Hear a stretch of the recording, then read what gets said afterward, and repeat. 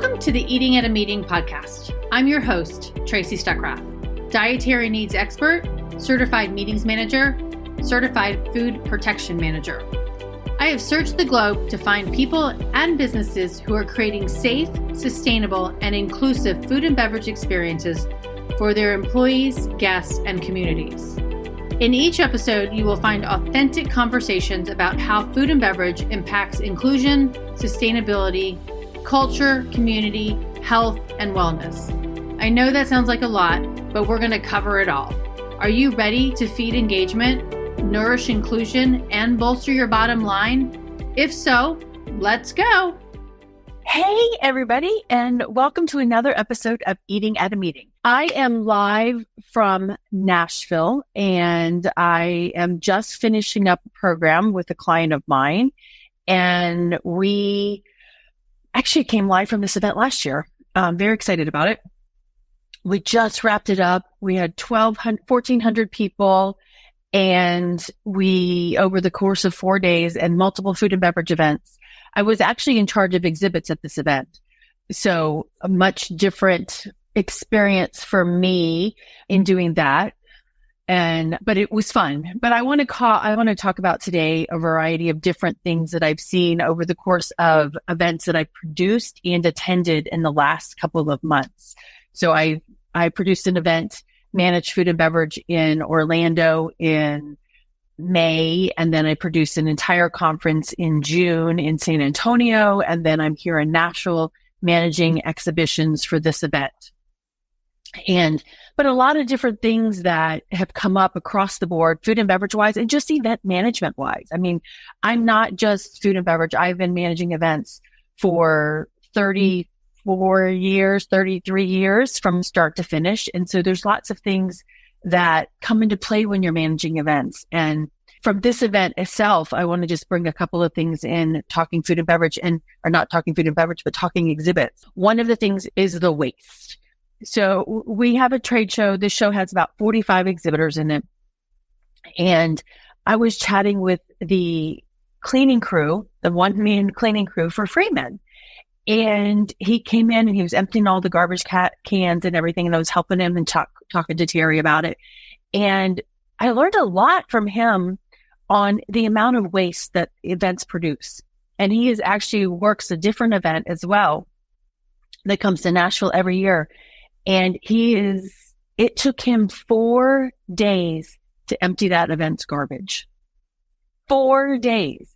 Because they had to they filled the dumpsters had to get emptied, and they had to fill them again. And it's just breaking down boxes and sorting plastic and just the leftovers that people leave in their trade show booths. And he's like, it's a dirty show coming in. It's dirty in the middle of it throughout the entire thing. And it's only a 5-hour event on one day. And all the trash that is left behind. And Eating at a Meeting is about safety, sustainability, and inclusion. And this really is about sustainability. We as event professionals really need to hone in on how much trash that we leave at our events. Because if you think about it, we're just assuming that the hotel's taking care of it and the city's taking care of it. We're not charged for any of that stuff. But I think we need to be better stewards of our trash at events, right? What are we going to do with all those cardboard boxes? Can they be recycled? Can we ask our exhibitors to reduce the amount of plastic that they're shipping their items in? I actually watched one exhibitor at our show. They got their nice gift that they were giving out to everybody, but those gifts were packaged in plastic, and they had to take every single one of them out, probably about 500 of them, out of the plastic, and then the plastic's just going in the trash. So how can we minimize that trash and that plastic when we're designing our events? And I need you to listen to a conversation that I had with Lindsay Ariel a couple of months ago, and I'll find that link and give it to you. She works with the Natural Products Expo, and they are doing a really good job of managing that plastic in that. And it's a good conversation to listen to see what she has done and how to, I'm going to put this in the chat here, what they have done to help eliminate the plastic at that event. And that's a convention of 80,000 plus people. So listen to Lindsay and see what she has to say about that. But we really do need to work on that trash aspect of the event and thinking through how we're going to manage it. And I do want to give a shout out to my AFR team and the Freeman team who were here and helping me with exhibits and furniture in that. We created an event lounge in the trade show floor that looked beautiful. One thing about that, in thinking about the waste of things, last year at the event, we ended up buying our furniture from IKEA and then donating it to local schools. And this year we rented it from AFR, and so they will be picking it back. So the sustainability of that is huge. I mean, yes, we did buy new furniture and we did donate it to a local school. So it is being reutilized. And that principle says it's amazing how the kids love that furniture. But sustainability wise is reuse, reduce, and recycle. So by renting our furniture from AFR, we're actually reusing furniture that's used all over and over again. So it's not being thrown in the trash or wasted. So that's a really good way to think about, if you're trying to show sustainability practices, that's a way to think about that too. You're reusing that reusing that furniture. Same thing with different kinds of decor and things like that. The signage from this event, I am working very diligently to get it donated to a high school right down the street so that they can use it in their arts. It's an arts program as well as their drama program, so that they can use that signage for creating decor and stuff in the drama program.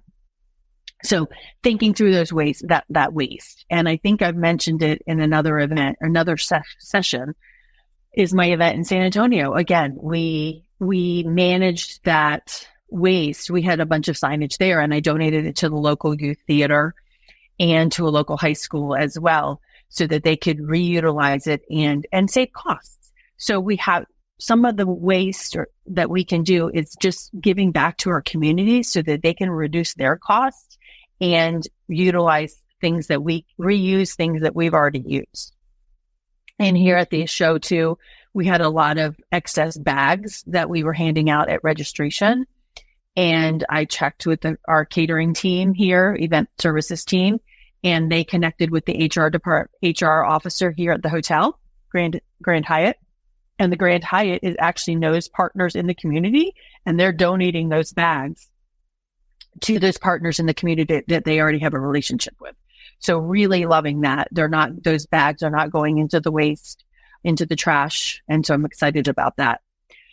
This week, let's just change subjects and go to food labeling. I had some great conversations with the Hyatt staff here. Let me see if I can pull up any pictures that I took of their signage, but it prompted me to ask a question this week on LinkedIn and Instagram about labeling and how do we label our food. I'm prefacing it with the food code. So the U.S. food code was updated in 2022 to say that they recommend that we label for what allergens are in the food, the top 9 allergens that are in the food. So I loved this is a picture of the Grand Hyatt's labeling, a sample of it. So they have yogurt and it says it contains peanuts, it contains dairy, and it's vegetarian. I like these icons. It's about a 3-inch by 6-inch card. I really liked the way they did that. Let's see if I have another one. Here is a Neapolitan overnight oats. Again, it's vegetarian and it's vegan. So looking at that, does not say that it's gluten-free, and it does not say that so looking through that. But on that note, we were talking about consistency with labeling. And again, do we list the allergens that the food contains, or do we list what it's free of? And so that's what I did with my poll this week on Instagram. I asked that question as well as on LinkedIn, and we'll show you the results from the Instagram poll here. So how do you prefer buffet label IDs allergens? And this is from Instagram story. So 50% of people want you to list the allergens that the food contains. The next option preference was 27% want you to do both options, which means listing what it does contain and saying what it's free of.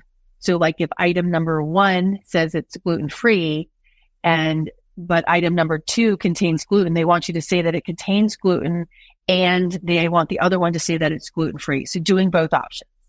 There's a lot of big conversation been happening on LinkedIn when I posted this about how that would potentially bog down the line. I'm going to take this off. And with people walking through the buffet, trying to determine what's on the buffet, what's in the food, what's not in the food. Some people have requested that they put the entire ingredient list on a buffet.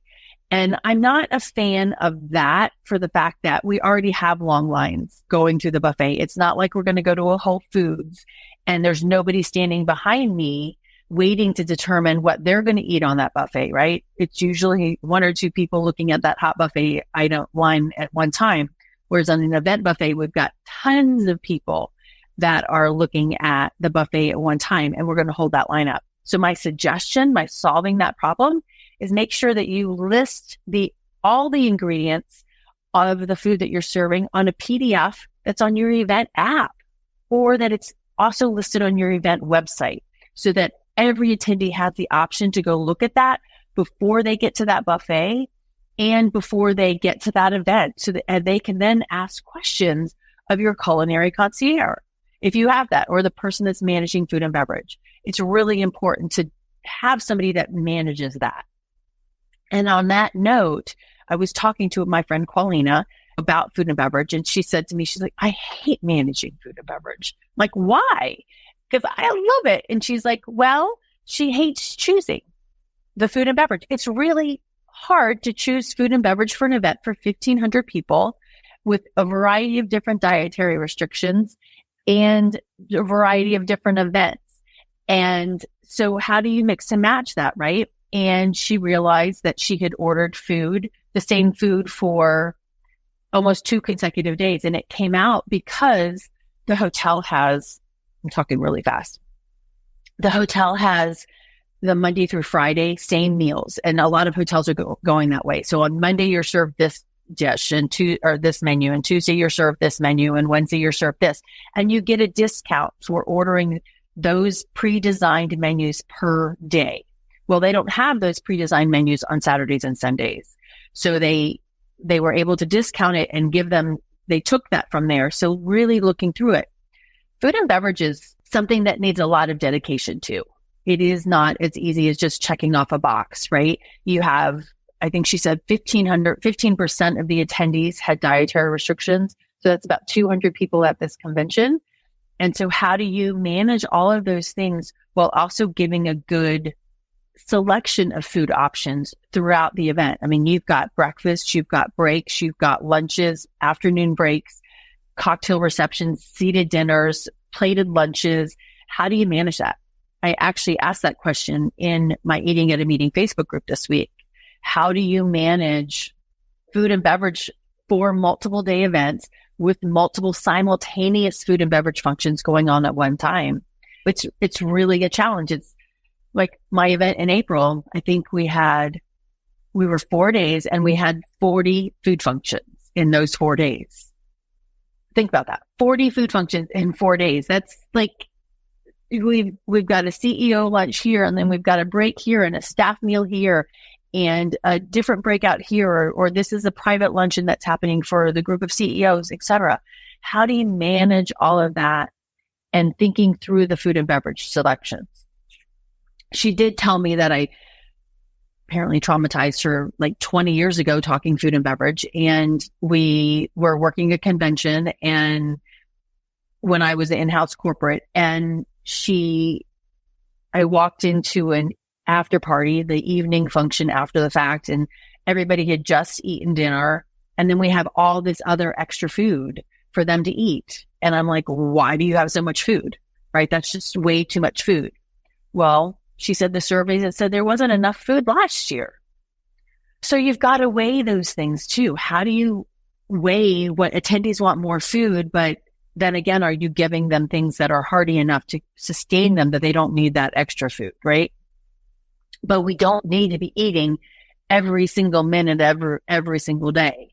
And actually, I got a text message from my friend Aurora, and she was doing a food waste audit, and she figured out that, I don't know if it was for one food function. I think that that hotel or that venue, with your entire menu of that buffet, was 4.5 pounds of food per person. 4.5 pounds of food per person. Nobody needs to eat that much in one sitting, right?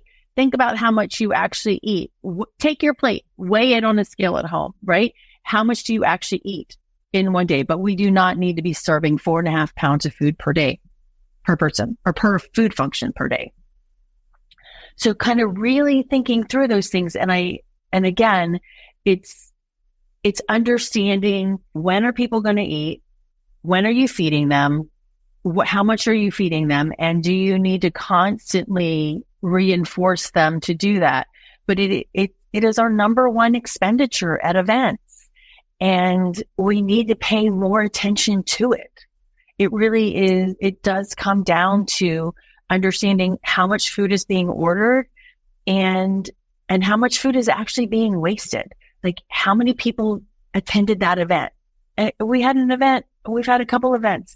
Actually, my event last month, or 2 months ago in San Antonio, my catering manager, she's like, well, you're not ordering food. You've got 500 attendees. You're only ordering food for 275 people. What are all the other people going to do? Well, all those other people take their clients out to lunch. And my client actually had 5 years of history showing the actual consumption of food and beverage at their events. And so now we order based on the number of people that actually come through the door, managing the percentage of that. And it's not just saying, hey, 250 people came out of the 500. We track that percentages, whether it's 37% or 40% or 50% or 75%. And my client from back in May as well, we're managing based on percentages of those attendees, so that we know if your registration goes from 600 to 800, we still know that only 47% of your attendees are going to eat at that food function. It's really important to track those numbers so that you know that you're not ordering excessive amounts of food. And then talking about the labeling, I jumped in a variety of tangents here, but let's go check over on Instagram too. I put this live on Instagram. Where did it go? Hey, Margaret. And she replied to me too, saying that having an ingredient on the PDF is a great idea. I think so too. And it's easy. It's not cumbersome, right? It's hidden in an app. And I don't want to say hidden, but it's there for attendees to utilize, and being able to ask questions about it and doing that, providing that information. And it does take a lot of forethought. It does require chatting with the kitchen up front and making sure that they've got the ingredients completely across the board on what's going to be served. And I can tell you stories about different recipes, how that recipe changed from what was put on the buffet. And I actually had an allergic reaction to that because that hotel had 2 different recipes with the same name, and 2 different people were making it in the course of that whole function, which is very, very scary that can happen. Right. But if you provide, and I think there's a story of ASAE, Association, American Society of Association Executives, who posted their menus in advance one year. And I don't know if they still do it. I need to check in with them. And it helped reduce the number of special personalized plates that they had to order, because they were letting people know in advance what was going to be on the menu so they could actually navigate those buffets. And to think about it, that's what a restaurant does, right? A restaurant's menu is there. It's not necessarily coded, but it's with different allergens or including that. But it is there for us to peruse before we go. And if you're saying, well, I don't want my food to be, if this is a special event, everything's a big surprise, telling people the ingredients in the food, or just labeling, hey, that you're going to have a hamburger and it's going to be served on a sesame seed bun with lettuce and tomato and mustard, already pre-designed. That's not giving away the surprise of that event. Use that as a tool also to engage people to come to that event, especially if they've got dietary needs. And I've mentioned this, I think 2 weeks ago. My friend Dave went to a convention 2 months ago, and he walked in and he was looking for non-alcoholic options besides soda, and they didn't have anything. And so he skipped that entire reception because there was not anything for him that he wanted to, beverage wise, to participate in that event. And that could be another thing too, is like, hey, we've got different athletic beer, and we've got these spiritless cocktails that are going to be offered as well. That entices people to say, hey, I've got options. I can fully participate in this event. But those are a couple of things that I wanted to point out on food allergies and stuff. And well, actually, and another thing is communication. I mentioned Dwayne, and I mentioned Terry, who from AFR and Freeman, but I also want to recognize the culinary teams, the front of house teams, the banquet staff. It's really, really important that we engage with them as well, and in educating them on how we want our event to be presented and the knowledge that we want them to have when our attendees come into that food and beverage function, right? And Margaret's got celiac disease. So Margaret, I'm calling you out, but you talk about it all the time. How are those attendees or those servers going to be able to address Margaret's questions, right? Hopefully we've got that PDF with the allergen ingredients in it, right? Or the ingredients in everything that we're serving. But how do we want them to address her or to be able to answer her questions? And one example that I have from my event in June in San Antonio is that it was written to all of our BEOs that there were no nuts allowed in any of our food functions, because we had somebody who was anaphylactic to nuts, and we wanted no nuts to be served at anything because she was a contact nut person.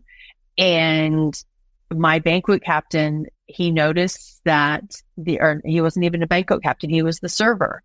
He noticed that the plate of pastries that came out on day one breakfast, 2 of the 4 of them had nuts in them, had walnuts or something like that. They had some kind of nuts in them.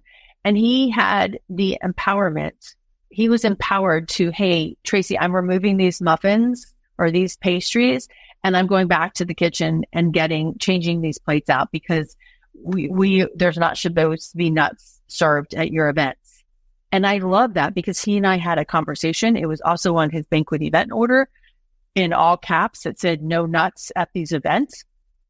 So he saw them and he took them back and he made a change and he made sure that happened. And I think that's really important.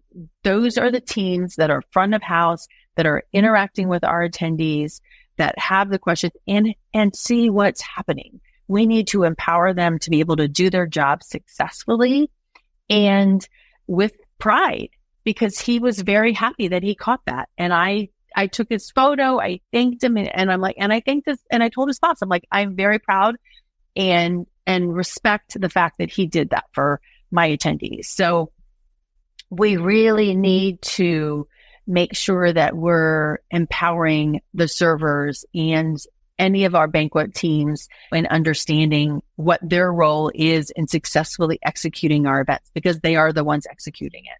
So we need to help them do that as best as they can. Let's see, a couple of other things so it's the labeling I talked about, the food waste, managing that. How much food waste do we have? Do we have excess? I do know that the Grand Hyatt here works with, I think it's Feeding America, to donate that. And actually, that's a whole nother talk. Let's go back to my event in San Antonio. The staff was refilling the food 5 minutes before that event was supposed to end, because they were trained to make sure that all of the chafing dishes were full. That event was ending in 5 or 10 minutes. And everybody in that class had already gone through the buffet.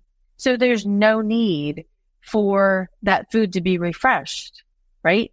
And it wasn't even like 3/4 of the way empty, right? It was like a quarter empty and they were still refreshing it. I said, no.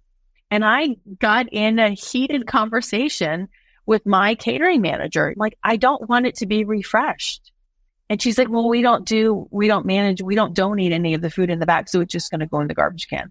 And that I should have addressed that way in advance of my event to saying, I want this food donated. I should have found that partner to come and pick up the food from them so that it would be donated after the fact.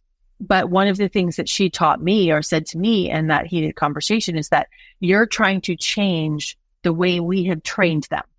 They are trained to make sure that that chafing dish is not empty. They are trained to make sure that the chafing dish looks full and plentiful, no matter if it's the first person to the last person that's coming through the buffet. But if you know that should not be the case when it's 10 minutes out, even 30 minutes out, and you've tracked how many people are coming through that buffet, we don't want to waste food. And if you can make sure that it's donated in the back of the house, if it's in the back of the house, time and temperature controlled, it can be donated to a local charity that feeds people. And that's what we should be doing, right? We should be doing that, which then reminds me of another conversation with a different event person. This was in Orlando.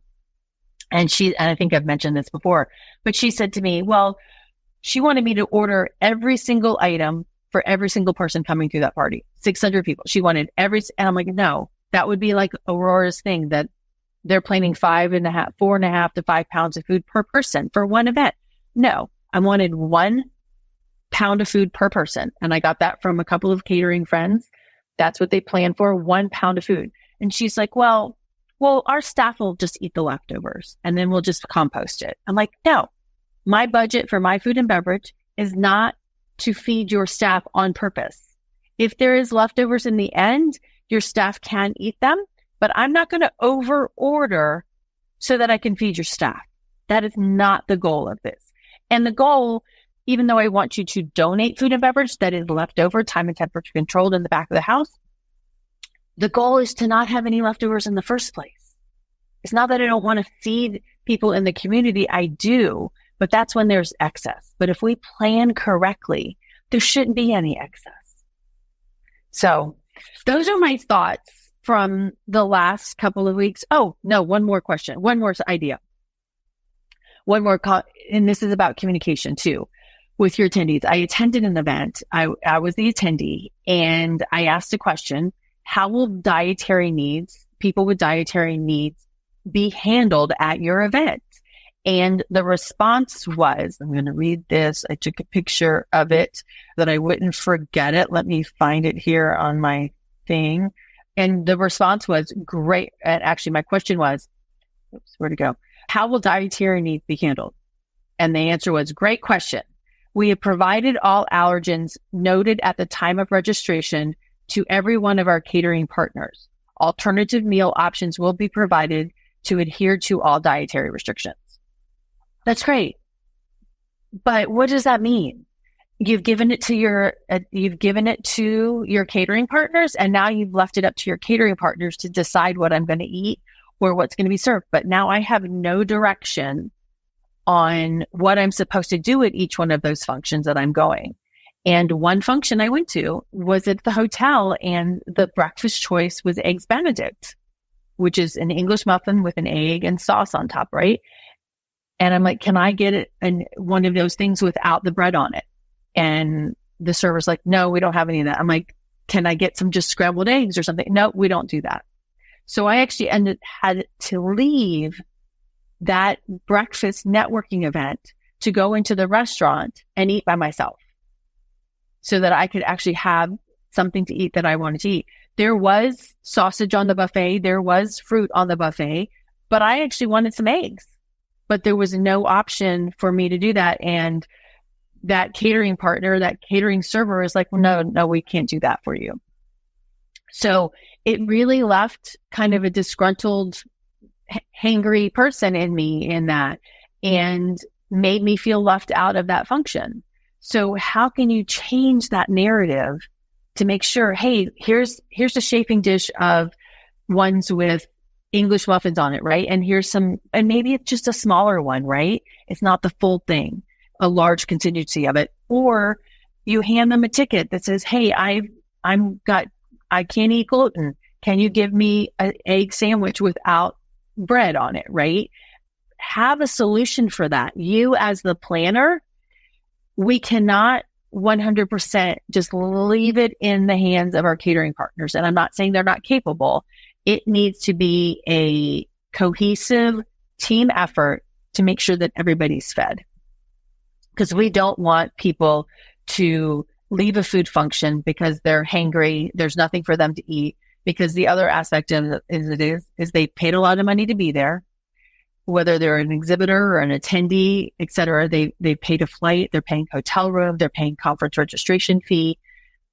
And conference registration fee includes food and beverage. So we need to make sure that we're feeding them. And if you can't, have that conversation up front. You need to be looking at the food and beverage selections or identification of what attendees have shared prior to coming so that you can have conversations with them, right? This is about building relationships and making sure that we're fostering an environment where relationships can be built between attendees and the association or organization hosting it, and as well as the attendees who are exhibitors and attendees, and maybe you're trying to make sales there, et cetera. An event is an opportunity to foster relationships and create a bonding experience. So, okay, those are all my tangents, lessons that I've learned and ideas that I have from the events that I've attended and produced over the last 3.5 months. Thank you for listening to me. And next week, I'm speaking at the Healthcare Convention and Exhibitors Association Convention in Tampa. I'm excited to join them for the first time, opening keynote speaker for that event. So I will be coming to you live from Tampa next week, the day before my presentation. And the following week, I'll be home, but I will have just attended Smart Meetings Magazine's Smart Women's event, as well as speaking at their culinary event. I'll put some links in the chat for that. But thank you so much for tuning in, and I will see you next week. And until then, stay safe and eat well. Thanks. Thanks for listening to the Eating at a Meeting podcast, where every meal matters. I'm Tracy Stuckrath, your food and beverage inclusion expert. Call me and let's get started right now on creating safe and inclusive food and beverage experiences for your customers, your employees, and your communities. Share the podcast with your friends and colleagues at our Eating at a Meeting Facebook page and on all podcast platforms. To learn more about me and receive valuable information, go to tracystuckrath.com. And if you'd like more information on how to feed engagement, nourish inclusion, and bolster your bottom line, then visit eatingatameeting.com.